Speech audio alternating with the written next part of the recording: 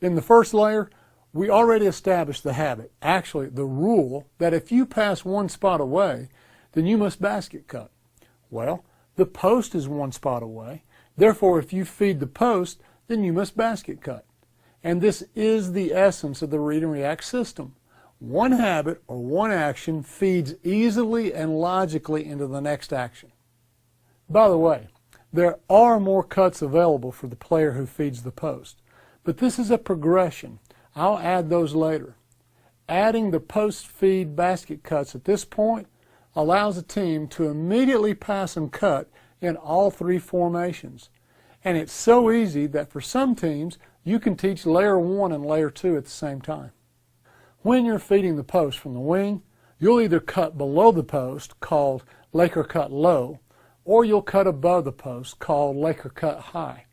But it doesn't matter where the post is located. If you feed the post, you must cut.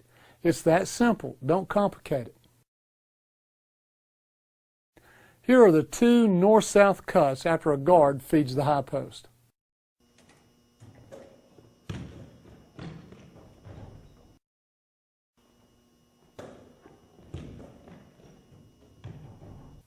I don't have names for these cuts. We could call them Laker cut right and Laker cut left, but in essence, they're just basket cuts.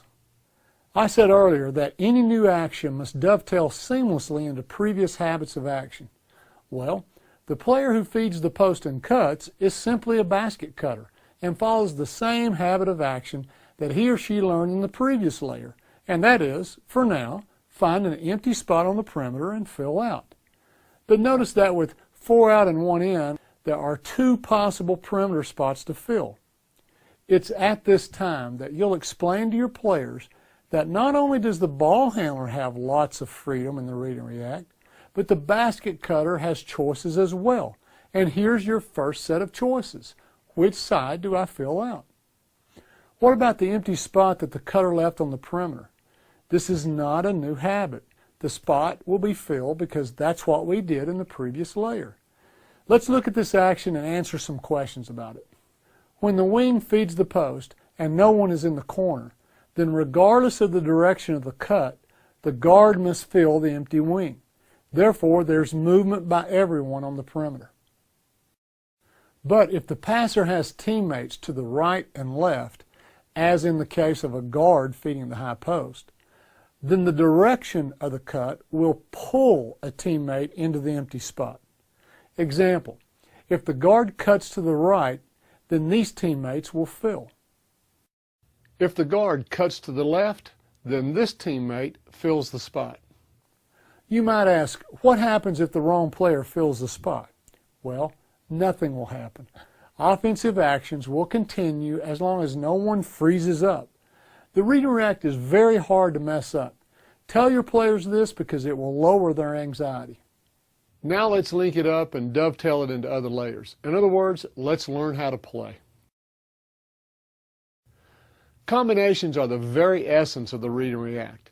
As long as this action, or this layer, begins and ends in familiar spots, it can be combined with previous layers in any order from any formation at the player's choosing. This is the actual teaching mechanism for training 5 players how to play together. Learn how to connect each layer one to another. Develop the ability to flow effortlessly from one action to another, always remaining in familiar spots.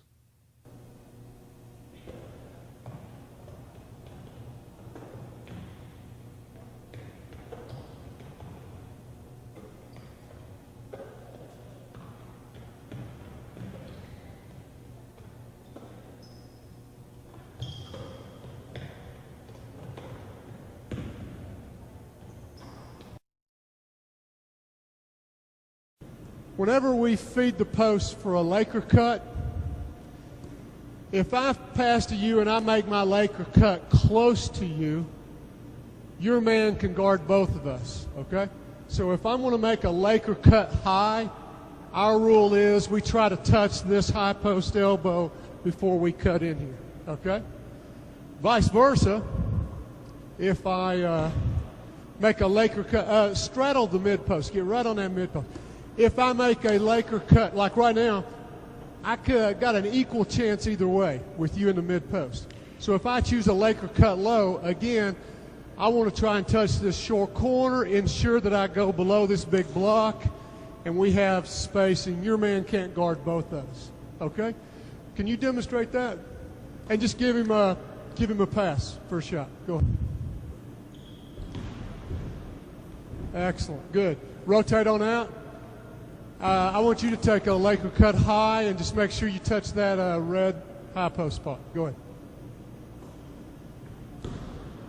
And you guys have got to fill, okay? So let's do that one again, okay? And the moment he leaves this spot, you guys have got to fill. Go ahead.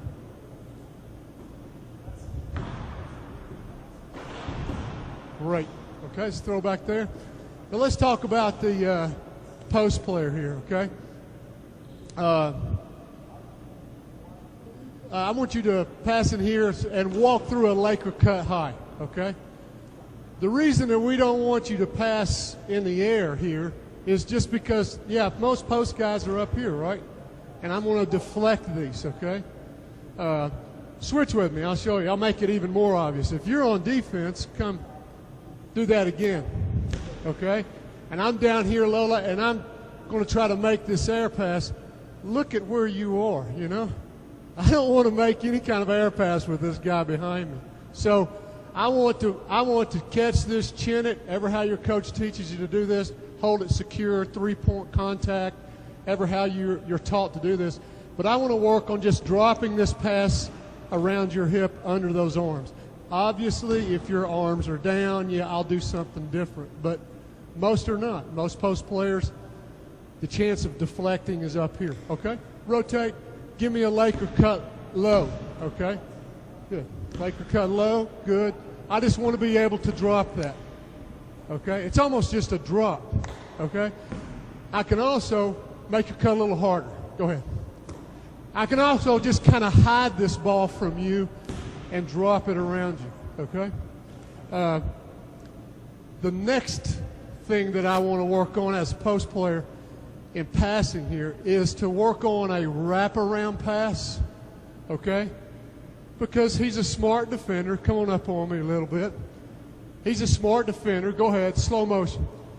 If I just show him a little, that's not going to be open, but if I can wrap it late, I stand a good chance of getting it. Okay, go ahead, rotate out. Many times your defender will guard you tough from there to there or from there to there, but they'll ease up when you get in the lane. Okay? And so I want to be able to wrap this around my my defender and get you late. Okay? You want to try that? Get him late. All right? Yeah, wrap around. Yeah, so, right. Good. Do it again, and hey, show me a little ball to his side so I move to, and then, does that make sense? Yeah, go ahead. Good. Yes. And you get him late, okay? Sometimes when you feed the post,